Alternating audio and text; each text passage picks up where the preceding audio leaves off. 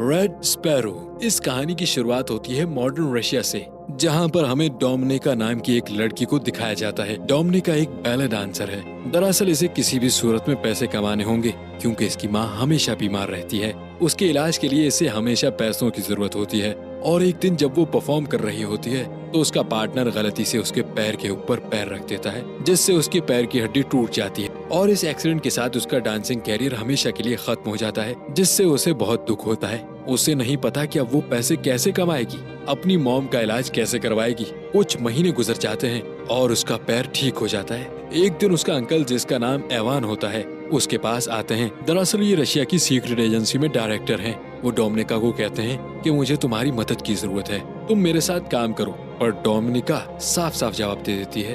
उसके अंकल उसे बताते हैं कि तुम्हारे पैर का एक्सीडेंट हुआ नहीं था, बल्कि हड्डी को तोड़ा गया था, और जिसने ये किया था वो तुम्हारी दोस्त है। उसने ऐसा इसलिए किया ताकि वो डांसिंग में तुम्हारी जगह ले सके। ये सुनकर डोमिनिका को बहुत दुख होता है और गुस्सा आता है, और वो अपनी दोस्त के घर जाती है और उसे बहुत बुरी तरह से मारती है। इसके बाद वो एक दफा फिर अपने अंकल एवान से मिलती है और पूछती है कि मुझे क्या करना होगा। उसका अंकल उसे बताता है कि एक बहुत बड़ा गैंगस्टर है, तुम्हें इसे सेड्यूस करके होटल के कमरे में लाना होगा, और उसके बाद हमारे एजेंट्स अपना काम कर देंगे। उसके बदले तुम्हारी मॉम के जितने भी मेडिकल के खर्चे हैं वो सब के सब हम उठाएंगे। अब डोमिनिका उसकी बात मान जाती है। वो उस गैंगस्टर से होटल के रूम में मिलती है, जहां वो उसे सेड्यूस करती है, और उसके बाद वो गैंगस्टर उसे होटल के एक कमरे में ले जाता है। यहाँ पर अभी तो कोई भी नहीं पहुँचा होता, इसलिए वो आदमी जबरदस्ती उसकी इज्जत लूट लेता है। डोमिनिका को बहुत दुख होता है, क्योंकि उसे सिर्फ उस आदमी को सेड्यूस करना था। अब यहाँ पर एजेंट्स आ जाते हैं और उस गैंगस्टर को मार देते हैं। पर डोमिनिका इस बात से टूट गई है।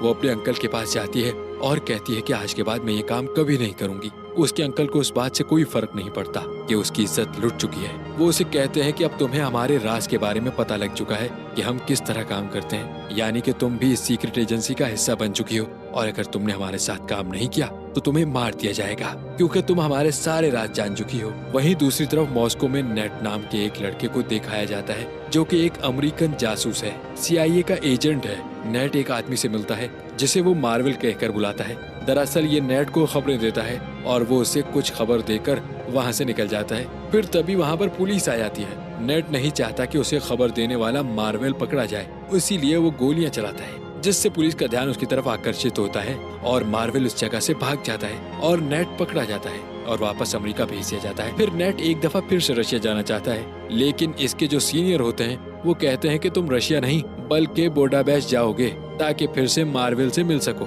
वहीं दूसरी तरफ हमें रशिया की सीक्रेट एजेंसी के डायरेक्टर एवान को दिखाया जाता है कि जो कि इस वीडियो फुटेज को देख रहा होता है जिसमें नेट मार्वल से मिला होता है। उसे समझ आ जाता है कि मार्वल एक रशियन सीक्रेट एजेंसी का ही आदमी है, जो कि उस वक्त बुडापेस्ट में है, और अब एवान किसी भी कीमत पर उसे मारने के लिए किसी सिपाही को, यानी कि जासूस को भेजने चाहता है। वो डोमिनिका के पास जाता है और उसे कहता है कि तुम्हें बुडापेस्ट जाकर काम करना होगा, और सबसे पहले तुम्हें इसके लिए ट्रेनिंग लेनी होगी। इसके बाद उसे एक सिपाही स्कूल में भेजा जाता है, जहाँ की ट्रेनिंग बहुत खतरनाक और मुश्किल होती है, लेकिन जल्द ही वो इस ट्रेनिंग को पूरा कर लेती है। और इसके बाद डोमिनिका को बुडापेस्ट के लिए रवाना कर दिया जाता है, जहाँ पहुंचकर उसे सबसे पहले नेट का विश्वास जीतना होता है, ताकि उसके जरिए वो किसी तरह भी मार्वल तक पहुंच सके, क्योंकि मार्वल का चेहरा कोई भी नहीं जानता था। किसी को नहीं पता वो कैसा दिखता है, सिर्फ नेट ही एक तरीका है जिसके जरिए मार्वल तक पहुंचा जा सकता है। और अब डोमिनिका बुडापेस्ट पहुंच जाती है, जहां वो अपने साथी एजेंट के साथ रहती है। डोमिनिका नेट का पीछा करना शुरू कर देती है। वो उस स्विमिंग क्लब को भी ज्वाइन कर लेती है जहाँ नेट रोज आता है। डोमिनिका बार बार जानबूझकर उसके सामने से निकलती है ताकि उसे देखे।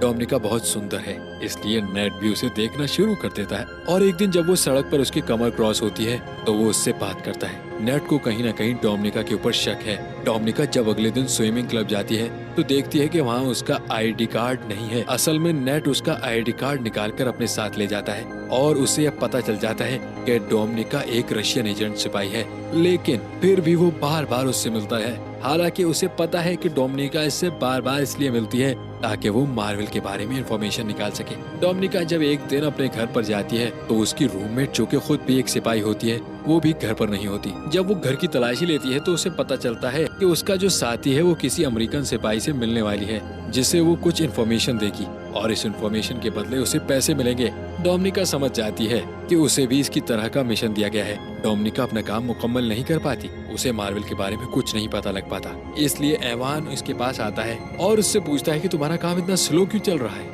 अगर ऐसा ही चलता रहा तो तुम्हें मार दिया जाएगा। वो कहती है कि मेरे काम स्लो होने का रीजन है कि मैं अपने साथी एजेंट के साथ उसके मिशन पर काम कर रही हूँ। ये सुनकर एवान को बहुत गुस्सा आता है। वो कहता है कि तुम्हें अपने काम पर तवज्जो देनी चाहिए। और जब डोमिनिका अपने रूम में नहीं होती तो एक रशियन एजेंट आता है जो कि डोमिनिका की रूममेट साथी को मार देता है, क्योंकि उसने अपनी सीक्रेट मिशन को डोमिनिका के साथ शेयर किया होता है। हालांकि उसने नहीं किया होता, लेकिन डोमिनिका ने कहा होता है कि मैं उसके साथ काम कर रही हूँ। इसलिए रशियन एजेंट को लगता है कि उसने अपने खुफिया मिशन को किसी के साथ शेयर किया है, इसलिए उसे मार दिया जाता है। साथ ही जब डोमिनिका घर पहुँचती है तो वही रशियन एजेंट उसे धमकी देता है और कहता है अगर तुम अपने मिशन में नाकाम हुई तो हम तुमको भी मार देंगे। डोमिनिका इस बात से बहुत डर जाती है। वो नेट से मिलने उसके फ्लैट पर जाती है, जहाँ पर नेट उसे बताता है कि मुझे पता है कि तुम एक रशियन जासूस हो। डोमिनिका बताती है कि मुझे अपनी और अपने मॉम की जान बचाने के लिए रशियन जासूस बनना पड़ा। नेट उसे कहता है कि मैं तुम्हारी और तुम्हारी मॉम की सुरक्षा की जिम्मेदारी लेता हूँ, लेकिन तुम्हें डबल एजेंट बनना होगा, यानी कि तुम्हें हमारे लिए काम करना होगा। और उसकी बात वो मान जाती। उसके बाद वो एक दूसरे के बहुत करीब आ जाते हैं। सुबह जब वो नेट के घर से निकलती है तो उसके पास उसका एक गिलास भी होता है जिसमें नेट के फिंगरप्रिंट्स हैं। नेट एक बार फिर मार्वल से मिलता है जो उसे कहता है कि तुम्हें डोमिनिका से दूर रहना होगा क्योंकि वो रशियन जासूस है और तुम्हारे लिए मसला बन सकती है। लेकिन नेट उसकी बात नहीं मानता और उसे अपने साथियों से भी मिलवाता है, जहां डोमिनिका कहती है कि मैं तुम्हारे साथ काम करूंगी, लेकिन उसके बदले तुम्हें मुझे $30,000 देना होंगे। अमेरिकन एजेंट्स पूछते हैं कि लेकिन हम ऐसा क्यों करेंगे? वो कहती है क्योंकि मैं तुम्हारी मदद कर सकती हूँ। मैं जिस लड़की के साथ रहती थी वो एक रशियन एजेंट थी। उसे एक मिशन दिया गया था जिसके तहत उसे यूएसए के चीफ स्टाफ से मिलना था, जो उसे अमेरिका के बारे में बहुत सारी इन्फॉर्मेशन देने वाली थी और उसकी अब मृत्यु हो चुकी है और वो मिशन अब मुझे दिया गया है। मैं तुम्हारी इसमें मदद कर सकती हूँ। इसके बाद वो उसे पैसे देने के लिए राजी हो जाता है। दरअसल डोमिनिका और सीनियरिटी की स्टाफ पर इधर रशियन के साथ साथ अमेरिकन जासूस की भी नजर रख रहे होते हैं। डोमिनिका ने जो डस्ट ली होती है उसे किसी तरह बदल देती है और नेट तक पहुंचा देती है। सेनेटर की चीफ स्टाफ जब बाहर जाती है तो उसे चारों तरफ से घेर लिया जाता है। ये सब के सब अमेरिकन जासूस हैं।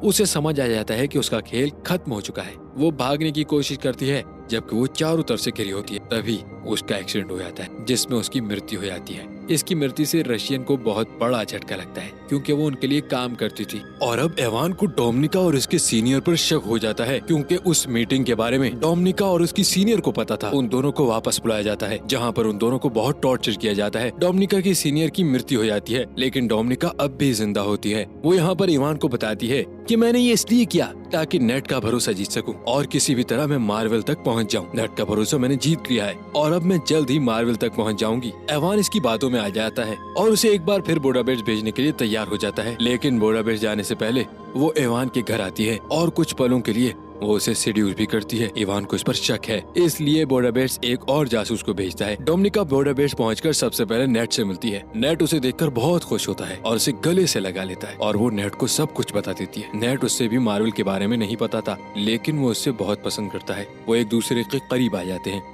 और दोनों सो जाते हैं। फिर जब डोमिनिका की नींद खुलती है तो वो देखती है उसके सामने वही एजेंट है जिसे डोमिनिका के पीछे रशिया से भेजा गया था। उसने नेट को पकड़ा होता है। वो किसी सूरत भी मार्वल का असल नाम और पहचान जानना चाहता होता है और नेट उसे नहीं बता रहा होता। इसके बाद डोमिनिका भी नेट को मारने लगती है और उससे मार्वल का असली नाम पूछती है, लेकिन उसे मारती मारती अचानक ही रशियन जासूस के ऊपर हमला कर देती है और उसे मार देती है। दोनों के दोनों घायल हो जाते हैं। डोमिनिका और नेट हॉस्पिटल में होते हैं। वहाँ के रशिया के जनरल जो काहवान के सीनियर होते हैं, डोमिनिका जिन्हें पहले से जानती है, वो डोमिनिका से मिलने के लिए आते हैं और कहते हैं मुझे पता है कि नेट ने तुम्हें मार्वल का असली नाम नहीं बताया और जिस जासूस को हमने तुम्हारे पीछे भेजा था उसको भी तुमने मारा है। बहुत सी ऐसी बातें हैं जो तुमने रशियन से छुपाई हैं। डोमिनिका उससे इनकार करती है। जनरल कहता है तुम्हें मुझसे डरने की जरूरत नहीं है। जिस मार्वल की तुम्हें तलाश है, जिसे नेट बचाने की कोशिश कर रहा है, वो कोई और नहीं बल्कि मैं हूँ। मैं रशिया के लिए पहले बहुत ईमानदार था। एक दफा मेरी पत्नी बहुत बीमार थी। अमेरिकन डॉक्टर था जो मेरी पत्नी को बचा सकता था, लेकिन मुझको इसके लिए अलाउ नहीं किया गया।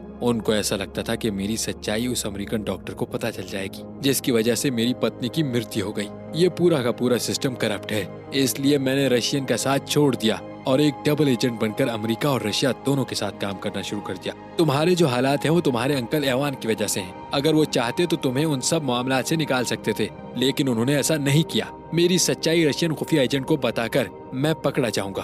तुम एक नेशनल हीरो बन जाओगी। इसके बाद तुम मेरी तरह रशियन के साथ और अमेरिका के साथ दोनों के साथ एजेंट बनकर काम कर सकती हो। रशिया की करप्ट एजेंसी को खत्म करवा सकती हो। मार्वल ने उसे ये सब इसलिए बताया होता है क्योंकि उसे विश्वास हो जाता है कि वो बहुत जल्द पकड़े जाएंगे और वो नहीं चाहते कि उसकी जिंदगी वेस्ट हो जाए। वो चाहते हैं कि डोमिनिका उसे पकड़ाए और उसके बाद डोमिनिका उनकी जगह ले। और अब डोमिनिका रशियन एजेंसी के पास जाती है जहाँ पर वो उन्हें मार्वल की सच्चाई, असल नाम, सब कुछ बता देती है। कुछ देर बाद हमें दिखाया जाता है कि जनरल मार्वल को नहीं बल्कि इवान को पकड़ लेते हैं क्योंकि उसने इवान के बारे में बताया होता है कि इवान ही मार्वल है। और साथ ही बहुत सारे सबूत दिए होते हैं। पहला सबूत ये होता है कि उसने इवान के नाम पर एक अकाउंट खुलवाया होता है जिसमें उसने अमेरिकन से $30,000 लिए होते हैं। साथ ही जब वो इवान के घर जाती है तो वो ग्लास जो नेट के घर से लाई थी जिसमें नेट के फिंगरप्रिंट्स थे वो उसने अपने अंकल एवान के घर छोड़ दिया था, जिससे ये साबित हुआ कि एवान और नेट आपस में मिले हुए हैं। वो शुरू से ही एवान को उस जाल में फंसा रहे थे जो अब पूरी तरह फंस चुका था। वो चाह कर भी अपनी बेगुनाही साबित ना कर सकता था। रशियन एजेंसी एवान को मार देती है और इस तरह से एवान का खात्मा हो जाता है। डोमिनिका ने एवान का पर्दाफाश किया होता है इसलिए उसको प्रमोशन मिल जाता है और वो अपनी मॉम के साथ रशिया में बहुत खुश है। लेकिन वो नेट को आज भी याद करती है क्योंकि वो नेट को पसंद करती है और उसी का उसको नंबर से फोन आता है और दूसरी तरफ से कोई नहीं बोलता, बस एक पियानो की धुन बजती है जिसे सुनने के बाद वो समझ जाती है कि वो नेट है। उसके साथ ही ये कहानी, ये फिल्म खत्म हो जाती है। उम्मीद है कि आपको ये कहानी पसंद आई होगी।